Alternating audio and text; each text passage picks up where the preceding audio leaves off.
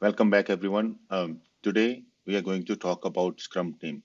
Scrum Team is important to understand because that is something that once we understand what needs to be there in the Scrum Team, what does the Scrum Team do, we will be able to understand the overall perspective of all these Scrum events. So let's start with Scrum Team.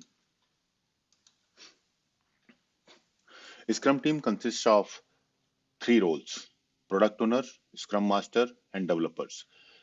So in this Scrum Team, we will be understanding that these are the three roles, which is everything to produce an increment of the sprint or to produce everything for the product development.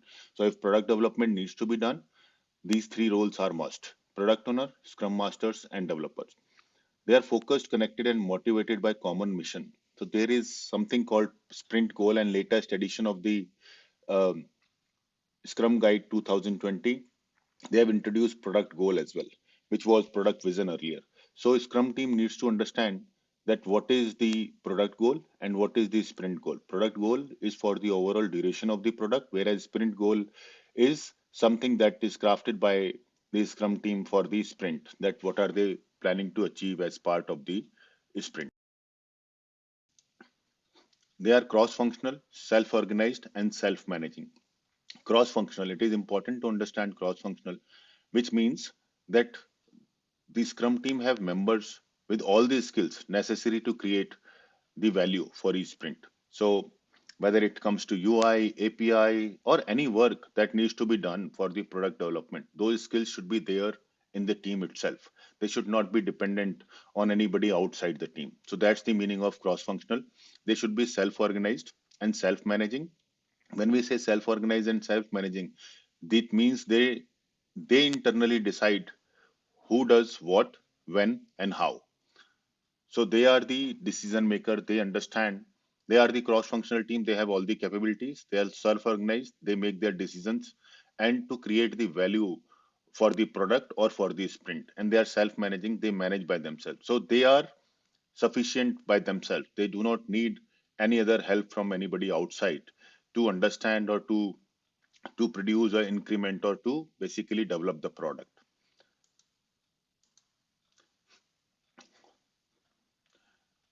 Knowledge check. What does it mean for a development team to be cross-functional? You may be faced with these questions. Think about it or pause the video for some time and to understand that what could be the answer of that. The development team includes cross-skilled individuals who can contribute to do what is necessary to deliver the increment of software. We have talked in past that the increment of the software means that the product increment is produced each sprint, and a sprint may be a duration of 2 to 4 weeks. So within that duration of 2 to 4 weeks of sprint, this Scrum sheet team is cross-functional or cross-skilled individuals who can do everything to produce that increment. They are not dependent on anyone. So if you're faced with this kind of question, this is the answer. One more. What are the responsibilities of the self-organizing development team? So pause the video before you see the answer. Pull product backlog items for the sprint. So we have talked in the past as well that Scrum team is responsible or developers are responsible basically to pull the product backlog items for the sprint during the sprint planning. So they own the sprint backlog. They are the one who pull the product backlog item to the sprint backlog in the sprint planning event. We'll be discussing a sprint planning event later, but that is what they do. And they also do the work planned in the sprint backlog. Developers are the one who are responsible for doing or completing the work in the sprint backlog. So basically, those are the part of the development team slash developers. You would see the change in the Scrum Guide 2020 that earlier we used to call that as a development teams, but that is removed now. So we call them as developers. So if you rephrase this question, it will be what are the responsibilities of a self-organizing developers in the team? So they are the one who pull the product backlog item and do the planned work. So let's try to understand some more things around the Scrum.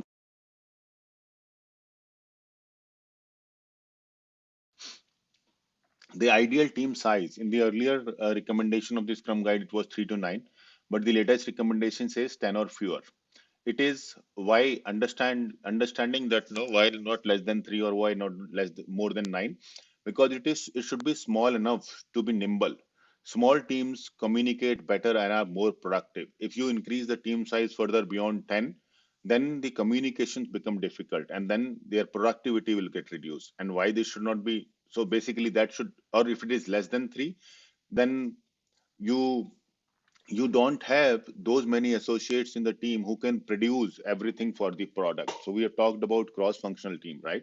So if they are small enough, less than 3, they may not have all these skills required to produce a product large enough to complete significant work within the sprint. If they are larger than that, then the communication becomes difficult, or their productivity reduces, and no sub teams within the scrum team. So if you have a team more than that, then it is not a good idea to create sub teams within the Scrum team. Rather, what we can do is, what if the Scrum team becomes too large? So considering reorganizing into multiple Scrum teams. So in place of having sub teams in the Scrum team, if your team is too large, then in place of having some teams, what you can do is that you can reorganize that into multiple Scrum teams. So you can break that into multiple Scrum teams. They all can work on the same product backlog as well as the same product under the same product owner, although they can have the different scrum masters, because each scrum team should have at least a different should have a scrum master. Product owner can be shared, product backlog can be shared. They are focused on the same product, share same product goal, product backlog and product owner, integrate increment each sprint review. So they are the one, like, they try to integrate. Even if, let's say, your team is too large and you divide that into multiple scrum teams, make sure that at the end of the sprint, before the end of the sprint, all the teams integrate their increment together and produce one workable increment for the product in the sprint review. So if you have larger teams, this is a suggestion and the recommendation that you should be doing. And there is always one question which is asked: can Scrum Master or product also be counted in the team size? The answer is yes, if they contribute in the sprint activities. For example, if product owner is also doing some part of the testing, which is a part of the sprint activities in the sprint backlog, which is one of the tasks in the sprint backlog, then yes, he can be counted as a part of the team size. And similarly, same goes for the Scrum Master. So if this you are faced with this question, this is the answer: that if they are contributing one of the sprint activities, either it can be testing or it can be development, it can be anything. If they are contributing in that, then yes, they can be contributed in the team size. Knowledge check: what is the recommended size for the development team?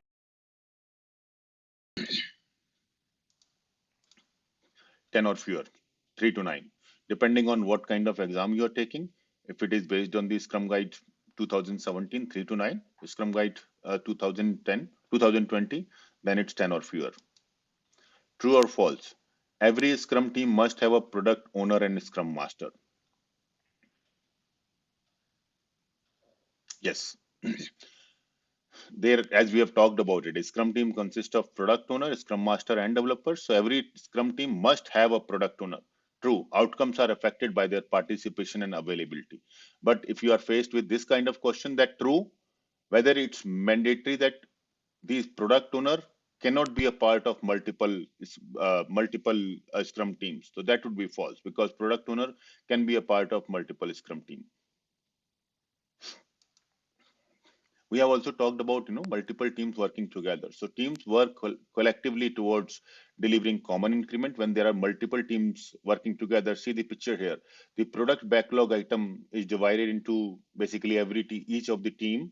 They pull the product backlog item in this. You will see that they are pulling the product backlog item in the team backlog, which is called sprint backlog. So even if there are multiple teams, they may have their own sprint backlogs, but the product backlog remains same because you are working on the same product. And before the end of the sprint, they are doing the continuous integration, integrating their product or the increment. I mean, we have talked about week 1, week 2, week 3. This is a recommendation that every week you integrate your increment, so that make sure that you are ready for the sprint review. That's basically a recommendation that before sprint review, integrate your product increment and show one product increment to the stakeholders. So even if you have multiple teams, integration of the increment is required, and you make sure that you are presenting one integrated scrum the product increment in the sprint review meeting. So regular collaboration will be needed, right? No, that's where we'll talk about Scrum Up, Scrum meeting later. But basically, there should be interactions between these teams throughout the sprint. It should not happen that these teams are working in silos and trying to integrate later their work, because if they do that, then there will be a lot of communication problems, a lot of integration problems. So regular interaction between these multiple teams is required, and they share the same definition of done. It cannot happen that each team have their own definition of done, because if it is for the same product, then it is must that all the teams are following the shared definition of done, because definition of done is something on the basis of which the product type backlog items are accepted by the product owner, and also it basically relates to the quality.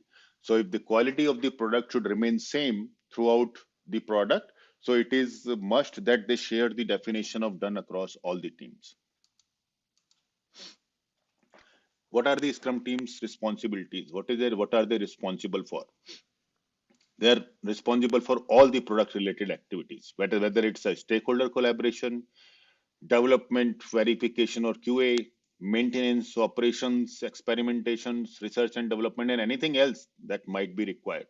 So the ballpark, what I wanted to say here is that Scrum team, as I said, that they are self-organized, they are self-managing, they are responsible for everything in the product.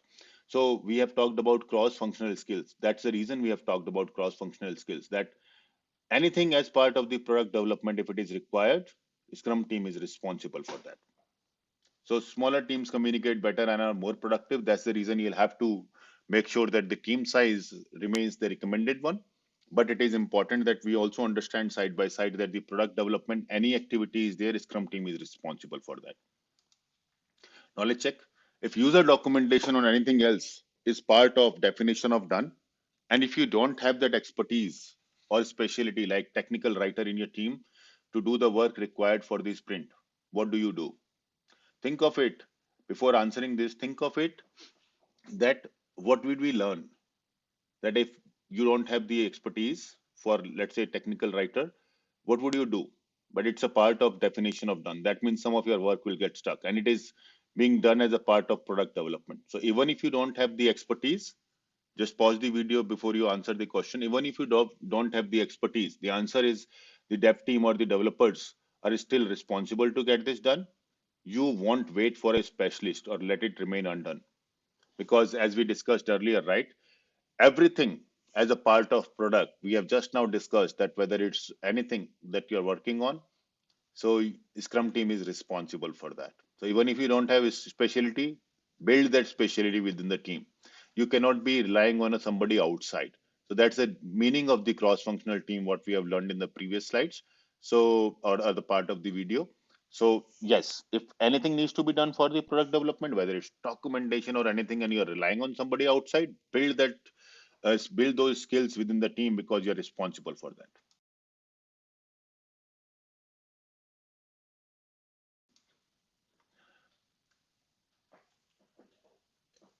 Scrum team is empowered by the organization to manage their own work. It is must that when we say they are responsible for the overall product development, they should have all the skills required to convert that product increment. It is important that organization empower them to manage their own work. They are accountable for creating a valuable, useful increment every team. This is the accountability of the complete Scrum team. They are accountable to each other to produce quality results. Accountable to each other, it's not that one person is working in silos, that my work is getting done good and I'm not worried about others, because remember that they are connected together with those common vision called sprint goal and product goal. So even if your work is done and a sprint goal is not met, the Scrum team totally are responsible for that, accountable for that, and that's the reason they are accountable to each other also to produce quality results, and they help each other in bringing that quality for the either for the sprint goal or for the product goal. Three specific accountabilities in the Scrum team are the developers, product owner, and a Scrum master. We have talked about three accountabilities or role within the Scrum team. These are the three roles within the Scrum team that we have. Question: Dev team should have all the skills needed to turn the product backlog items into an increment of potentially releasable product functionalities. So you can relate that with the other questions that I've asked in this video. Either it's documentation, whether it's technical writer, whether it's verification, whether it's operation, whether it's experimentation. They should have all these skills needed to turn the product backlog item into increment of potentially releasable product functionality. If you're faced with this question, this would be the right answer for this question. Developers. So now in this video, we'll talk mainly about the developers, which is one of the role within the Scrum team. Developers, so-called earlier called development team, are the people in the Scrum team that are committed to creating any aspect of a usable increment each sprint. So they are the one, after understanding the stories in the refinement sessions, or from the in the sprint planning after estimating, they are responsible for uh, creating that usable increment, because that should be usable for the end customer at the sprint review. So they are the people who basically committed to create the aspect of usable increment. The specific skills needed by developers are often broad and will vary with the domain of the work. Depending on what kind of skills are required for your product development, before even forming that Scrum team, we should know that as a part of Scrum Master or team should know that what are all the skills required, and then while organizing their team they should consider that, so that this is a self-organized team having all these skills within the team. So this is important that they understand that.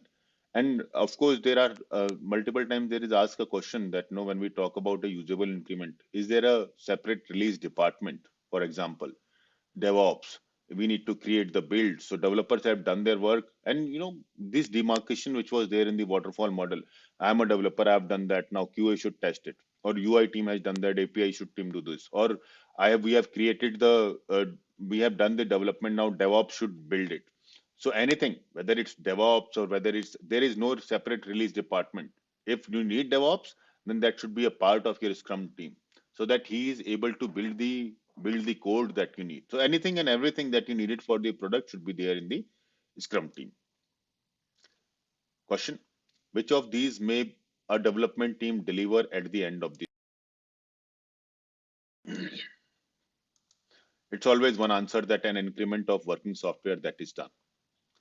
So as a part of definition of done, if working software or the story is that is meeting the definition of done is being presented to the customer or the stakeholders during the sprint review, so that is what is expected from the developers to deliver at the end of the sprint. What roles should be there in each team? So there are confusions around this question. People will say, oh, I should have UI developer, API developer, DevOps, etc., etc. But can you think of everything? So the better answer is that they should have all the competencies which are, or the skills needed to convert that product to product increment. So the right answer is they should have competency and skills needed to deliver the done increment in a sprint. So it should not be a UI, API, or whatever is needed to convert that increment into a done increment in the at them sprint. Whatever skills are required, they should be there. And then what are some of those skills? So let's talk about that. Before even we talk about that, it is important to understand that as part of Scrum or Agile, we do not appreciate to call separate roles, that I am an architect, I'm a senior developer, I am technical lead, I am a QA lead. No. So titles are removed, roles are removed. There is no senior, junior. Everyone is developer. So there are multiple times confusions around that developer is only the one who do the actual development or the code. No, that's not the right thing. Everyone, whether it's a QA analyst in the team, they are called as developers. So there is no QA, BA, developer or DevOps. Everyone is a part of developers. So everyone in the call team is called as developer. There are no roles assigned to them.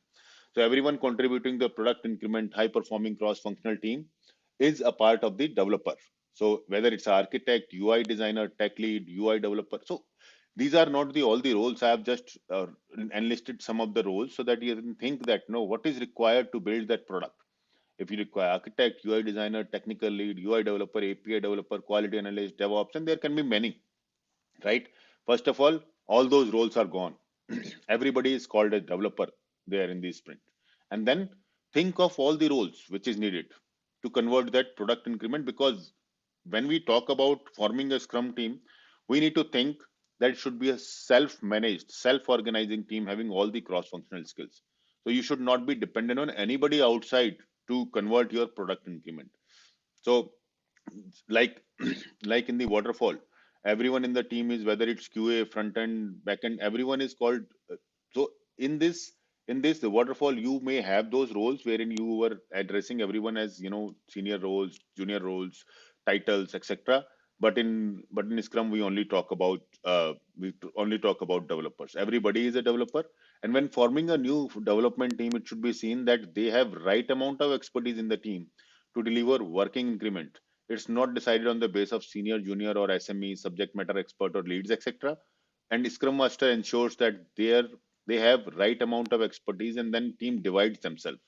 So once, and it's not only Scrum Master activities to ensure that team is having that knowledge that they'll have to divide among themselves to create a Scrum team, and team decides that no, what all skills do we need to, once they learn about the product development, the technology, etc. What are the expectations from them? Then they decide that no, what are the skills required, and then they form the team like that. If the team doesn't have required skills to convert a product increment at the end of the sprint, then they are responsible to build those skills within the team without keeping their dependency on anybody external to the team or waiting for an external person to come and do the work for them. We have talked about that in one of the example questions that I have presented, that if after forming a team you find out that you need a technical writer or you need anything else, then in place of being dependent on anybody else as a part of developers, you should build those skills within the team, because dependency outside is an impediment, and it will basically will not be enable you to deliver that product increment at the end of the sprint. What are the responsibilities of testers in a development team? Think of it. This is a tricky question that I have placed here. Think of it for a minute.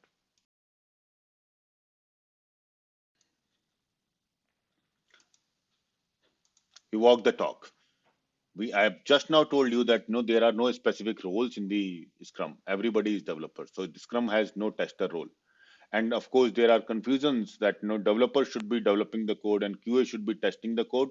I would like to eliminate that confusion. Everyone in the development team is responsible for quality. So even if the actual developer who is coding, if he needs to test the system, then he should not be only delegating that to QA. He is responsible for the quality. He can do it himself as well. What if development team doesn't have necessary skills? So again, knowledge check, because we have learned that if they don't have necessary skills, what do they do? Do they rely somebody outside? Do they call it as an impediment? Do they call their scrum master and product owner that this cannot be done, move this out of the sprint, things like that? Missing skills are impediment. Scrum master should help them develop skills, training, right? So develop those skills within the team so that you are self-sufficient, and bring external expertise if necessary to guide the team. But those dependency should not be there on the external expertise. The skills should be built within the team. And then again, they are responsible for defining, build, test, deploy, and deliver the product by themselves. These are the developers. Create a healthy environment for taking risks without fear of embarrassment or punishment. So it's not only that Scrum Master can create that healthy environment, it's dependent on developers also. So if you are the developers who are working on this, it is your responsibility also to create that healthy environment where everyone in the team, junior or senior, they should be able to talk freely without the fear of embarrassment and punishment. Individual developers committed to one team. Often this is asked that no, can a developer be shared across multiple Scrum teams? The answer is no, because their productivity and their focus would be impacted because of that. So the recommendation is that the developer should be committed to a one Scrum team. One team commitment is as a part of one team commitment, which reduces multiplexing, reduces overhead, and provides single-minded purpose. So that's one of the reasons that developers should not be a part of multiple Scrum team. And often it is asked that how often it is okay that team membership to change. So one of it is that, can a developer be shared across multiple Scrum team? The answer is no. Can we frequently change the team membership, that put one developer in one team and then after 2 3 sprint put in another team? The answer is you can do that, but if you do that, you will have to take into account that the productivity and the velocity of the team should be impacted. Because if you are switching developers or you are changing the team membership, please make sure that this is doable. We can do that because we say that agile is an open world. But if you plan to do that, please ready to accept that the productivity and velocity will be impacted. The key to success is constant communication and collaboration.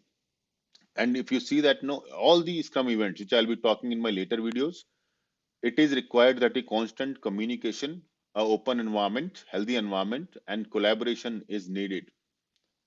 That is basically, that can only happen, when all of these activities that we're talking about happen, and that basically empower decision making, and which helps the team to meet their commitment. And each tangible delivery of the product increment encourages trust, reduces uncertainty, and build confidence. So it may happen that, during initial sprints, that, you are worried that what would happen. There may be some panic in the team, but, with each sprint passing by, when you are able to show your increment to the developer, it will boost your confidence as developers, and you would feel more confident. It will reduce the uncertainty. It will encourage the trust and build confidence within the team.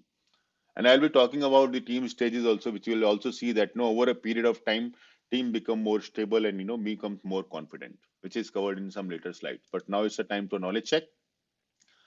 In order to achieve the benefits of Scrum, it is important to enact the value of commitment. What action demonstrates the commitment of the Scrum team member? So often there is a confusion that commitment is that, no, if I have committed for a sprint goal, then this is my commitment. I should do it. I should do all the work, or else this is basically commitment is falling away.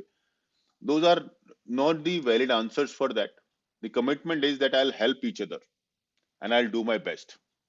So as a developer, if I am a developer, my commitment is that I may or may not be able to meet the sprint goal. I may face some impediments. I may not be able to complete my work. That should not be held as commitment.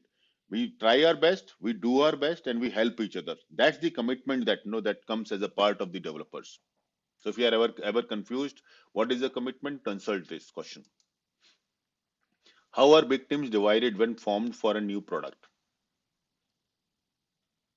So if there are 100 team members, and, you are given a task that, you need to divide that into multiple, let's say 10 teams.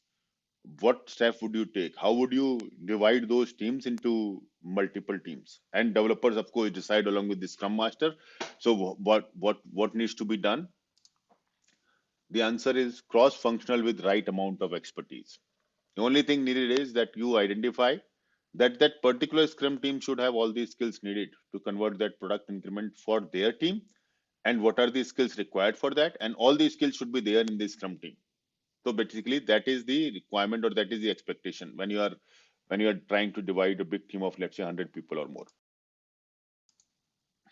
Now let's try to explore what are the accountabilities of the developers. It should be clear that, what are the developers accountable for. So these are the four high-level accountabilities for the developer. Creating a plan for the sprint backlog, which is done in sprint planning. As we say that, no, developers are the one who pulls the items from the product backlog to sprint backlog, and they own the sprint backlog. So developers are responsible for owning the sprint backlog, which is basically a plan for the sprint, detailed plan for the sprint. The stories are decomposed, tasks are created, estimates are created. Everything is there in the sprint backlog. So they own the sprint backlog, which is also called a plan for the sprint.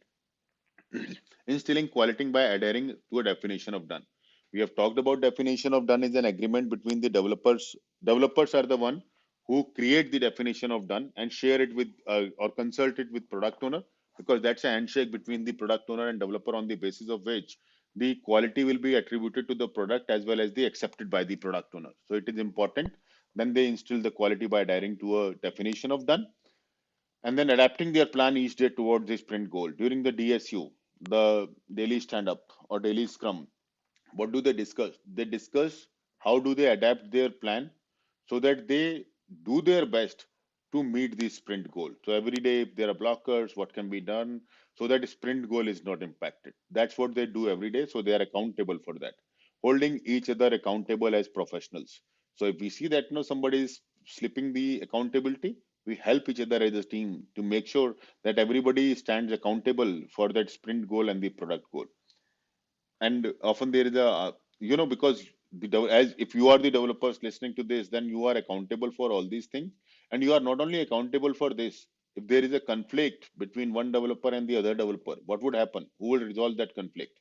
In the waterfall model, you will go to your project manager or the leadership to resolve the conflict. But in the sprint, we recommend that the Scrum team itself, the developer itself, they try to resolve that conflict by themselves. Of course, you can consult the Scrum Master for that. They can provide the necessary education or coaching for that. But ideally, accountability lies with the developers itself. Now let's check. Which does a self-organizing development team or developers choose? How to best accomplish its work? So their idea is, of course, they are bound basically together by the sprint goal or the product goal. And how are they saying that they are self-organizing? Because they are the one who basically pull the product backlog item to sprint backlog in the sprint planning. And also they are the one who design and think that how to best accomplish their work. Who determine how the work is performed during the sprint? I think the answer is simple now. It's not the product owner, it's not the scrum master, it's the actual developers who are working on the sprint. They own the sprint backlog, they are the owner, they create the plan for the sprint, which is called sprint backlog, and hence they are the one who determine that how work will be performed in the sprint. It's unlike the waterfall, it's not decided by a project manager or a scrum master or product owner, it's the developer only. What is dev team responsible for? Of course, we have talked about meeting the sprint goal. So organize work to meet a sprint goal, responsible for managing progress of work during the sprint. We remember we talked about in 2 minutes back. You can refer to the video just 1 minute back. You will see that no, they are also responsible for daily adapting the plan, discussing that no, how to best adapt the plan to meet the sprint goal. So daily responsible for managing progress of work during the sprint. It's not the scrum master because he is not the boss. He is there as a coach, servant leader, true leader. But developers are the one who are responsible for managing the progress of the work during the sprint. So that's one of the reason. If you are sometimes asked, is Scrum Master mandatory for a daily Scrum or a daily stand-up? The answer would be no, because if developers are self-organized, in sometimes if exceptionally Scrum Master is not available, the daily Scrum or the daily stand-up will still happen because developers are the one who are responsible for managing the progress of the work during the sprint. So they will still conduct their daily stand-up. They'll still discuss about how are the best, what are the best ways, how to adapt the plan to meet the sprint goal, even if you face some impediments.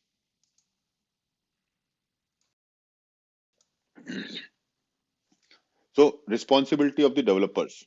We'll talk about responsibility of developers during each ceremonies. During sprint, they conduct. So if there is any research, design, prototype, or any exploration activities, who is responsible? Developers are responsible. It should not be pushed back that we are only responsible for doing the development of the actual stories. Anything, and remember that we talked about it, that anything that needs to be done, the Scrum team should have skills necessary to get that done, whether it's research, design, prototype, or any other exploration activities. Technical design, any technical design as per the architecture guidelines and everything related to that, they are responsible for it. They're responsible for doing the peer programming, pairing, peer reviews, to make sure. Remember that we talked about they held each other accountable for the quality. So if it requires peer programming, peer reviews, so be it, they are responsible for it. And they are responsible for implementing changes in the small batches. And we talked about the product increment every sprint. So that's what small batches is all about. Of course, you do the code, you manage the code, you check in the code in the repository, but you are the one who are responsible for managing the shared repository and integrate the changes also. So it should not be that I am done with my change, it's working on my local desktop, but when I integrate it with other developers of the team and it's not working, integration is not working, not my fault. No, everything you are responsible for it, even though for if it is not checked in the repository, if it's not there in the shared repository, if it's not taken by the other developer, if it's not integrated, if it's not working, the responsibility lies with the developers. So it is important to understand these kind of responsibilities for the developers. What are the two ways that architecture and infrastructure are handled in Scrum? There are various notions about it, that architecture should be built up front, then only sprint should be started, and so on and so forth. But that's a wrong notion. They are added to the product backlog and addressed in early sprints, while always requiring at least some business functionality, no matter how small. What I mean to say here is that even sprint 1, let's say there can be more focus on architecture and technical design, but we need to make sure that some increment of the product functionality is always built as a part of the product increment, even during first sprint. It may happen that 70% of your effort is going toward building the architecture and the technical design in sprint one, but 30% effort should still go in developing one of the story and show that in the sprint review. There is nothing called a sprint for a complete technical architecture or the technical design. That happens in waterfall. In agile, even though you are focusing a little more on the architecture in the initial sprint, but a product increment, a working functionality should also be always be produced, no matter how small. And they are implemented along with functional development of the product. So if you are faced with this question in any kind of interviews, then the answer is no. It is built along with the functional development, and every sprint should have a workable functionality to be shown as part of the workable increment at the end of the sprint, no matter how small it is. All right. So let's see the other question as well.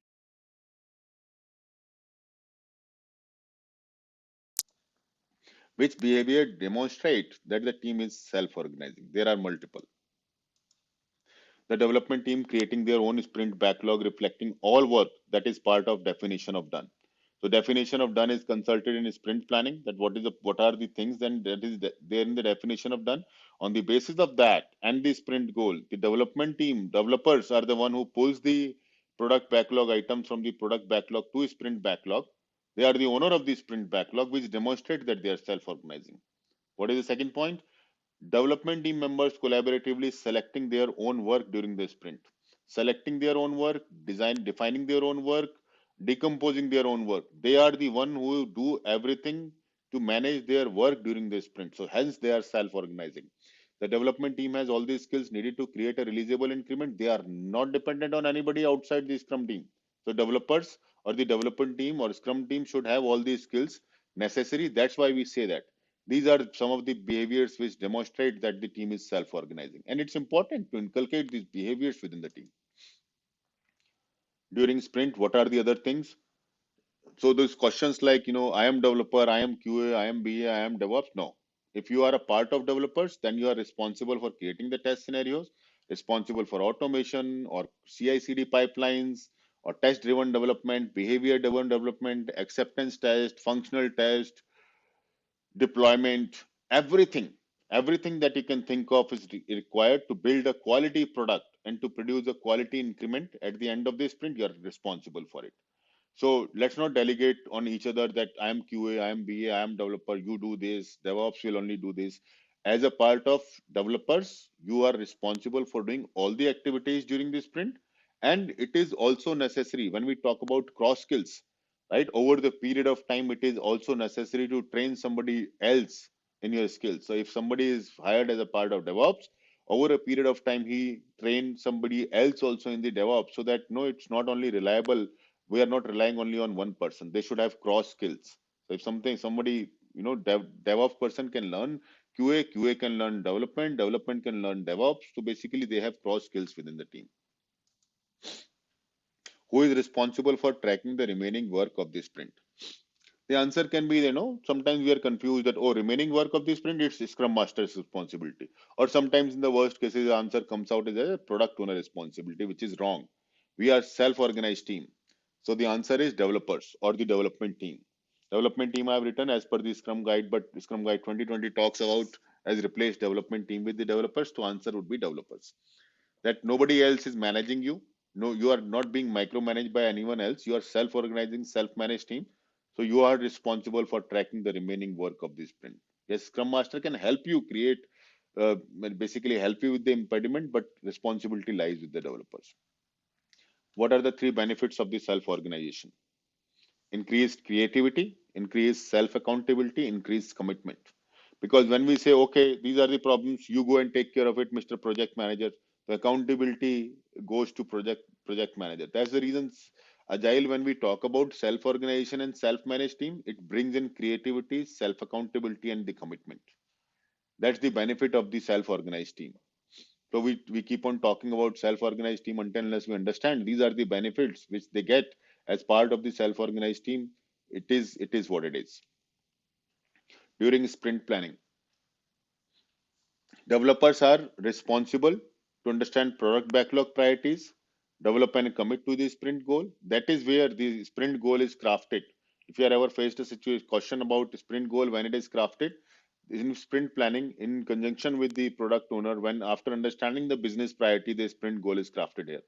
Developers are responsible for estimating the size and complexity of their work, and nobody else question their work because they bring in the complete transparency by discussing that story in detail across all the team, that what needs to be done and why it needs to be done that size. The poker planning estimate that happens in the sprint planning, I'll talk about that in the sprint planning video, but that's where basically it's a transparent communication that happens between within the Scrum team, and they are also responsible for creating the sprint plan for the sprint as per the definition of ready, which is basically decomposing the stories into whatever work items that they want to break into. So developers are responsible as part of sprint planning. If you are the developer hearing this video, these are the four things that you're responsible for. During DSU, we know that no, we only have heard about these four questions. What did I do yesterday to meet the sprint goal? What would I do today to meet the sprint goal? What are the impediments? It's not only that. You are responsible. Why do we discuss this? Because so that we can adapt our plan to meet the sprint goal.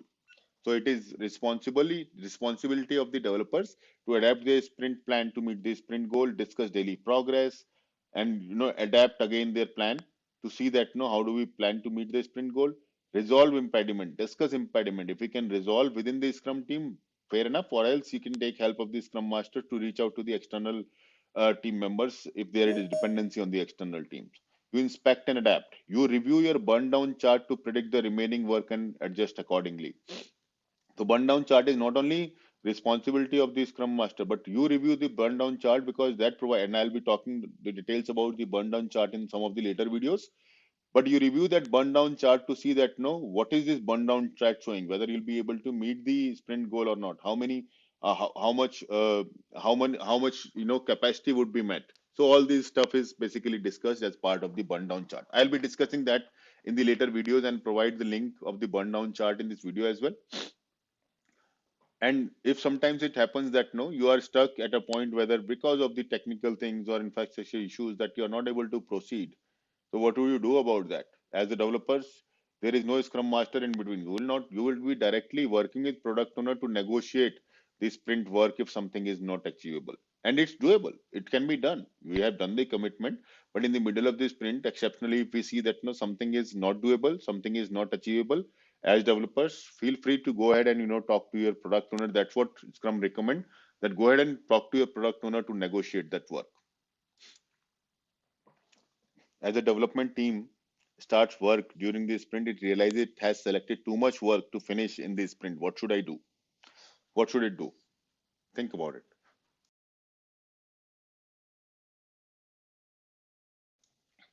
As we have discussed, right? As soon as possible in this sprint, work with your product owner to remove some work or product backlog items. Because everyone trusts you that you have tried your best in the sprint planning to select the work. And if between the sprint, if you think that there is too much work, it is okay to talk to a product owner to negotiate or remove some of the work from the sprint. You should not be saying that, oh no, you have done that, you have committed that. That's the reason. Commitment is not that sprint goal. You will do your best to meet the sprint goal. If you realize in between that there is too much work, go ahead and discuss and negotiate with your product owner. And product, if you are the product owner listening to this video, you should be also open and flexible to understand from the development team why and what, and should be able to adjust the scope accordingly. When a development team is having trouble delivering a working increment because they don't understand the functional requirement, what should they do? Again, this is basically, these are the questions around the same thing, that collaborate with product owner to determine what is possible and acceptable. It is okay. It is okay to go back to your product owner and talk about that. It is okay to go back to your product owner and negotiate about that. Okay, what are the responsibility of the developers during the sprint refinement? Collaborate with your product owner, help him prioritize the work items. When you discuss more, when you bring in the technical feasibility and then product owner bring in the functional feasibility, as a team, as a Scrum team, you collaborate and help them prioritize, how it can be prioritized. Refine user stories with the product team, and if possible, create new user stories with the product owner, right? And if there are irrelevant stories, suggest your product owner why they are irrelevant. And if he buys the idea, he'll be able to remove that. And if there are alternative ways, because product owner can only tell you the functionality as part of, this is what I need in the UI design. If there are better ways that you can do that part or do that story, go ahead and suggest your product owner around that. That's basically the collaboration that we're looking for between the developers and the product owner. So those are some of the high level responsibilities of the developers during the sprint refinement. What is the responsibility during the sprint demo? Show the product increment. If there is a new feature or the capability developed, show that. Collaborate with the stakeholders. It's not only the responsibility of product owner to collaborate with the stakeholders during sprint review. You also talk to your product owners, stakeholders, and understand that what do they need. And if a feedback is given by the by the stakeholders, take it as a constructive feedback. Receive the feedback and try to implement that in the upcoming sprint. That's how you show the value of the collaboration together. Responsibility in the sprint retrospective: inspect and adapt. Continuously improve the team's process. If you think that something we can do better, something we have done better, continue that. Something we can do better, start that. Something that what we have not done right, stop that. So start, stop, continue. Those are the responsibilities of the developers, that you continuously improve the team's process. And this is basically a high level about Scrum team, what they're accountable for, what they're responsible for, how they are self-organized, self-managed, etc., etc. But before we wrap up, it is also important for everyone, whether you are developers listening to this video, whether you're a Scrum Master or product owner listening to this video, it is important to understand that because there are team conflicts, and it is important to understand why these team conflicts happen. And for that, there is a Tuckman model, the 5 stages of the team development for a high performing team. What are those? We will go towards that, but let's answer this question first. How should a team of 100 people be divided into a multiple team? I think I've talked about that briefly. Understanding Scrum framework group divides itself into the team based on what are all the skills required by the team to convert the product increment. Can development team membership change? If yes, how often? It can change, but we'll have to make sure that short term there will be a reduction in productivity or velocity. Now let's try to understand, as we have discussed, that why there are conflicts in the team in the starting, why it takes time for the team to be high performing team. So for that we need to understand that what is the 5 stages of the team development as per the Tuckman model. This will help everybody, whether you're the product owner, Scrum Master, or the developer listening to this video, help you understand why there are conflicts.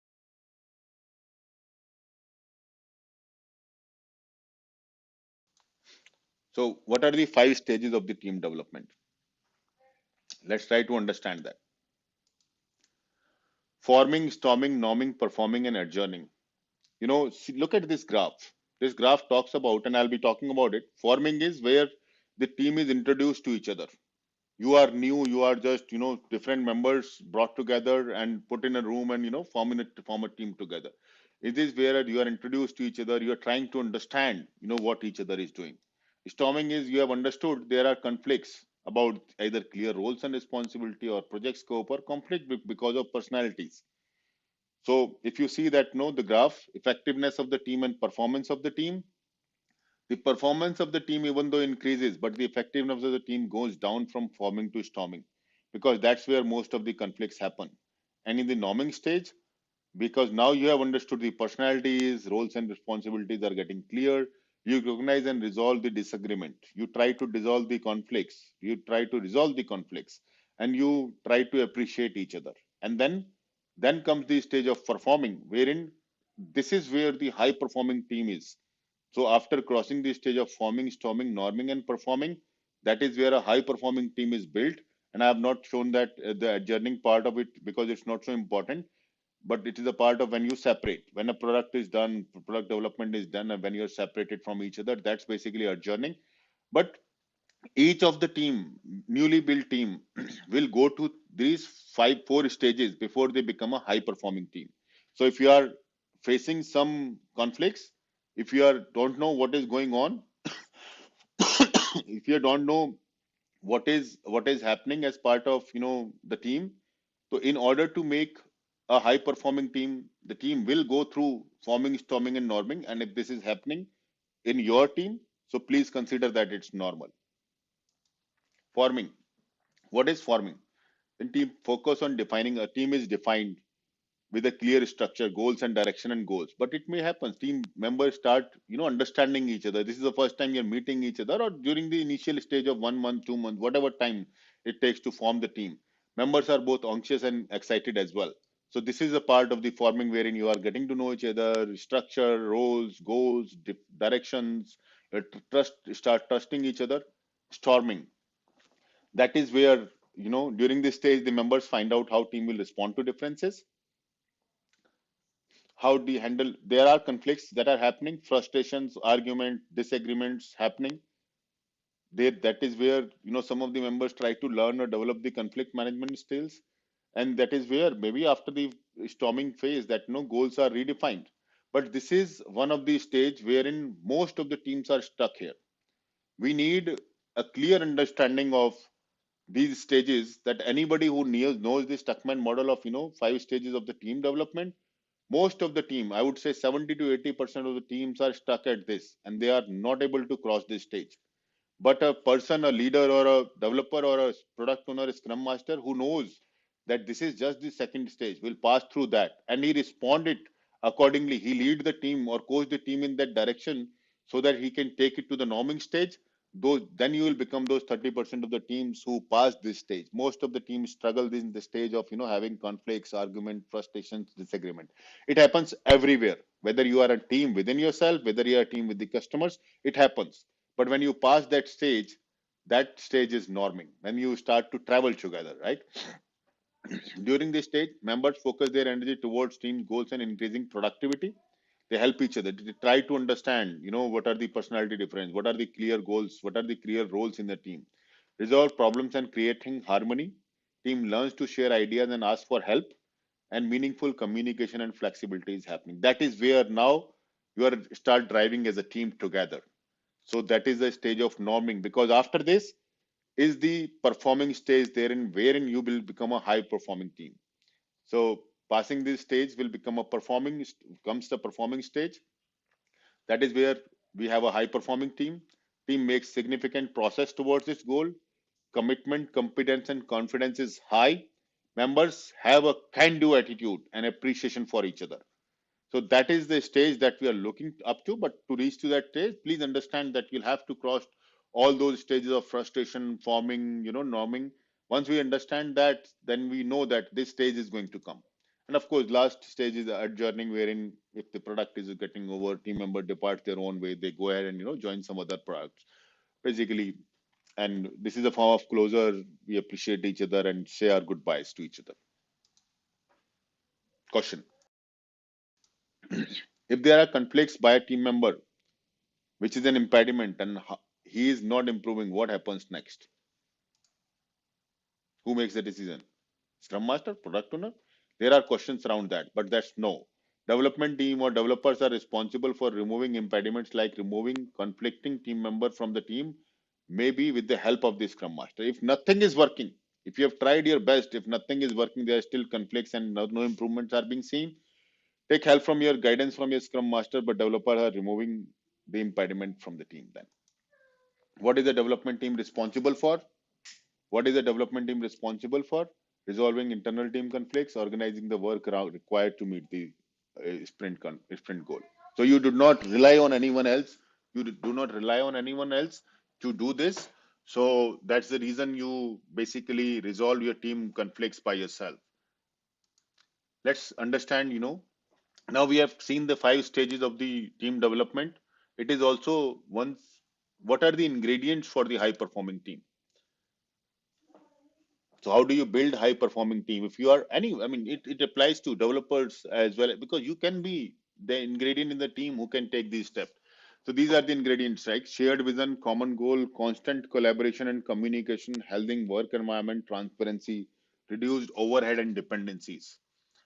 If you know this, that what are these, this will help you build the high performing team. Let's talk about them in detail. Shared vision. When team members have clear, defined vision, they work together and they have strong focus on results. They set their priorities. That is where the shared vision, when team knows that this is a shared vision between the team, that is which will help them to build a high performance team. Common goal. And we have talked about product goal, sprint goal, right? That's from agile perspective. But just to build the high performance team, you should have a sense of purpose, a common goal together, which you are working and helping each other. That's basically what is helping us build the high performance team. Constant collaboration. We are not afraid of expressing our ideas. That is where the constant collaboration and communication within the team, supporting each other and not afraid to do anything, try anything. That is where it builds the, it helps us to create the high performance team. Healthy work environment is must, and it is not only the responsibility of the scrum master. So you take the feedback, open to the feedback, and focus on the employee development. It's not only that you know a particular skill for 2 years and you are not doing any development.